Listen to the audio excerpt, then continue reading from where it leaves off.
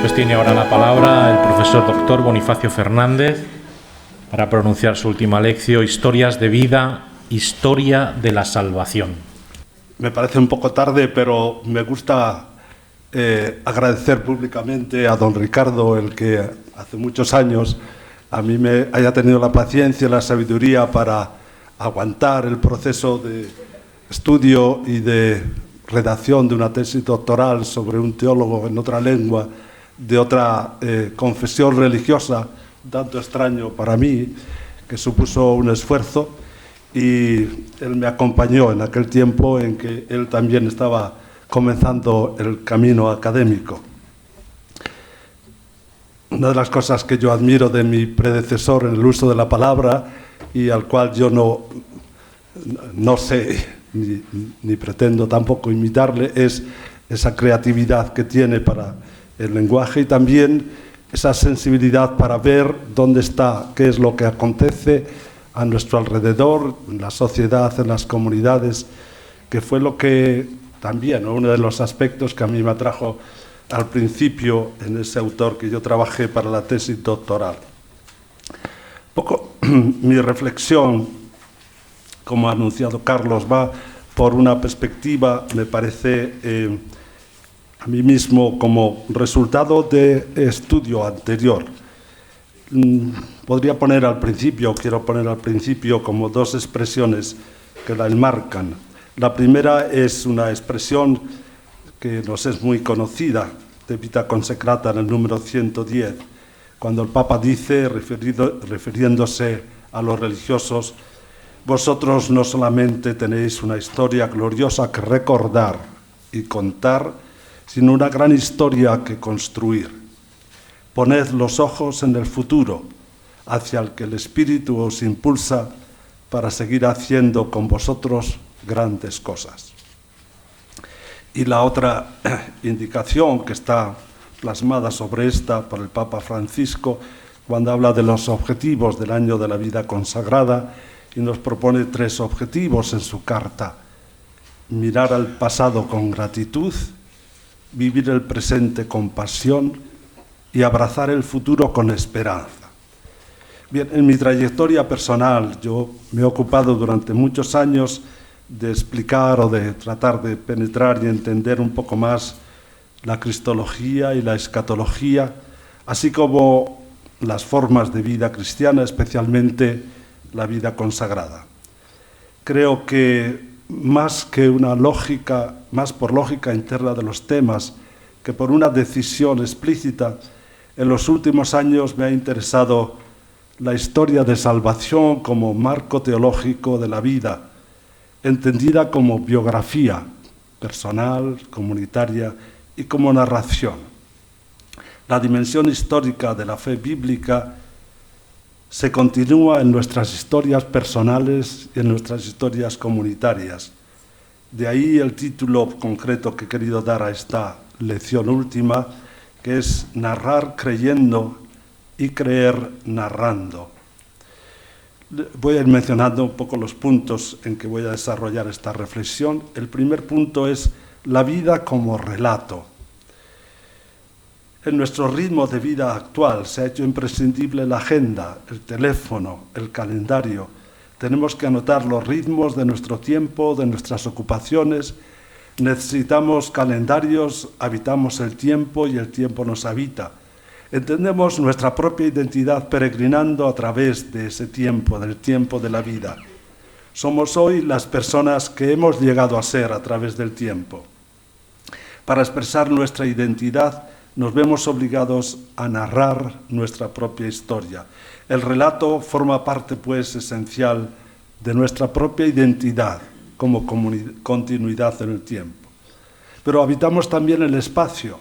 Las referencias espaciales que enmarcan nuestro itinerario vital nos ayudan a comprender. Señalan límites y fronteras, pero también tránsitos más allá de las fronteras. Somos en la historia, tenemos una historia y hacemos una historia. Y necesitamos contárnosla y contarla a los demás. Somos los actores de la misma y al mismo tiempo los que la cuentan. El relato es una forma de dar sentido a lo que vivimos y es también una acción comunicativa dentro de la comunidad narrativa en la que existimos.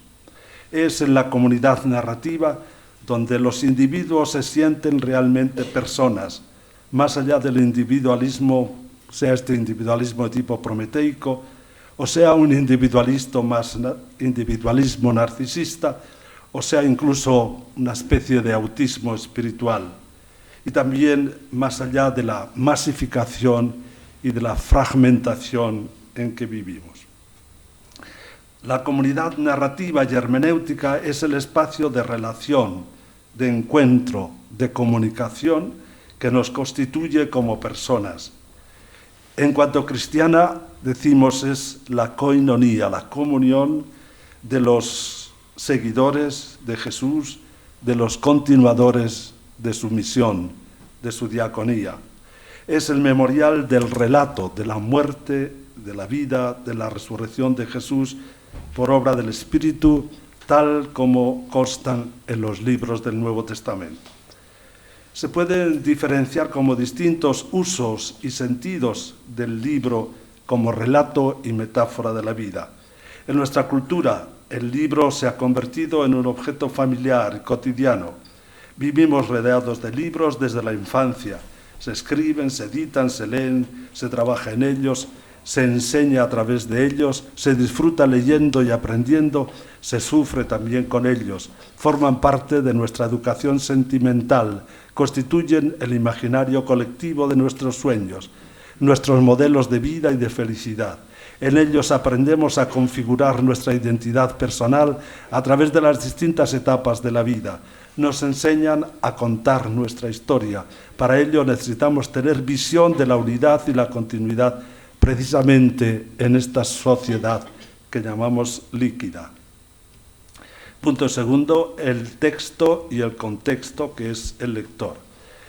Entre el libro escrito y el lector existe una relación mutua que se activa en el acontecimiento de la lectura. Cuando se trata de leer y escribir el libro de nuestra vida, ya conocemos en parte el argumento, aun sabiendo que la historia no está terminada. Nos resulta familiar en el primer plano, pero hay otros planos más escondidos que nosotros mismos ignoramos. Solemos tener conciencia de nuestros sentimientos más recurrentes, pero resulta más difícil adivinar de dónde nos nacen, por qué se repiten una y otra vez, y cuánto hay de deseos frustrados, de proyectos logrados y también de sueños aparcados. Tercer punto, el intratexto, la vida cotidiana. La cultura es la representación de la vida y el arte imita la naturaleza. En el ámbito de las personas, la literatura es imitación de las formas de vida. Habrá quien se fije en la dimensión dramática o heroica de la vida. Habrá quien se refugie en un mundo imaginario para desconectar de la propia experiencia personal. La cabeza se llena de pájaros, de mundos ficticios, se abandona la vida y se habita en la imaginación. Pero la tarea importante es hacer nuestra historia como una aventura humana de creatividad y responsabilidad. La trama de nuestra historia es la vida cotidiana. El intratexto de nuestra historia está hecho de acontecimientos y sentidos, de fragmentos y segmentos más o menos dañados de nuestra vida. En él figuran las pasiones y los sueños, los pensamientos y los sentimientos religiosos o no tanto, las relaciones y también las decepciones. La vida cotidiana es el lugar de la presencia de Dios. Ciertamente las personas tienen su plasticidad. Al ritmo de la vida van construyendo relatos parciales de acontecimientos singulares. Reflejan visiones parciales y ocasionales de lo que realmente sucedió. Se necesita completar esas perspectivas, rectificar los errores. Es menester reinterpretar viejos relatos, purificar resentimientos añejos, construir una identidad cada vez más unificada. En cuarto lugar, un relato abierto que es la Biblia. La Biblia es un libro abierto. La diversidad de los contextos de vida a través de los tiempos nos dificulta realmente el acceso a él. Pero ciertamente no es un libro al que tienen acceso solamente los expertos. Es el libro de la historia, de la larga historia de un pueblo en medio de otros pueblos y culturas. Son muchos libros y es un solo libro. Su centro está en la narración de la historia de Jesús como acontecimiento de la revelación de Dios y de la vocación del hombre. En ese sentido es un libro peculiar. Habla de nosotros antes de nosotros. Se refiere a nuestra historia de salvación cuando está narrando la historia del Éxodo, de la alianza, del desierto o de los patriarcas. La unidad se construye aquí a base de tipología. En virtud de la analogía de la historia de la salvación, existe una relación real entre Adán y Cristo, entre Moisés y Jesucristo, entre el camino del desierto y las tentaciones de Jesús, entre el paso del Mar Rojo y el bautismo. El primer término configura y anticipa, el segundo ilumina y lleva a plenitud lo insinuado en el primero. Esa recíproca referencia es posible en la medida en que se trata de figuras históricas dentro de una historia unitaria. Puesto que la Escritura es un libro abierto hacia los lectores de todos los tiempos, sus narraciones repercuten también en nosotros. No solo leemos nosotros los libros bíblicos, son ellos los que nos leen a nosotros. Ellos hablan también de nuestra vida y de nuestro camino. Hablan de la Iglesia y de la historia humana en su conjunto. Son relatos, son también representación de la realidad que nosotros vivimos. Somos destinatarios de los mismos, como lectores. Al estudiar la naturaleza de la narración, Paul Ricoeur habla de una triple mímesis: la prefiguración, la configuración y la refiguración. El relato es performativo, quiere decir que se activa en nosotros y cuando lo leemos y lo contemplamos, ilumina la historia de hoy y la completa con un sentido nuevo.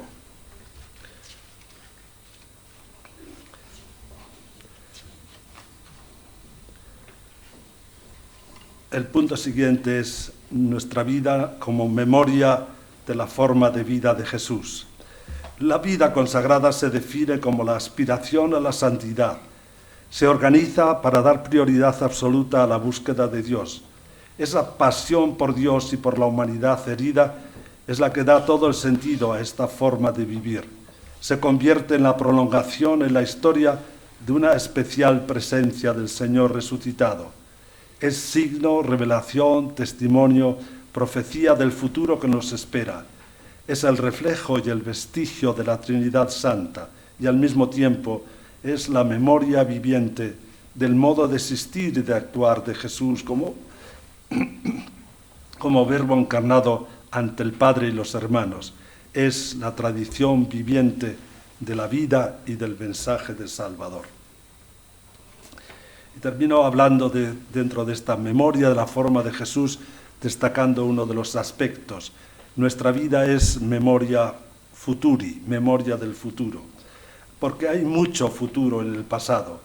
El pasado de hoy es el futuro que fue, y como la esperanza tiene la plusvalía sobre la experiencia, en la historia han quedado aparcados innumerables sueños y aspiraciones de una vida más plena.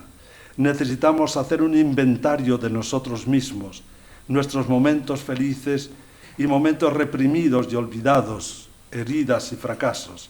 En el inventario están las etapas y las crisis, los lugares y las oportunidades de salvación.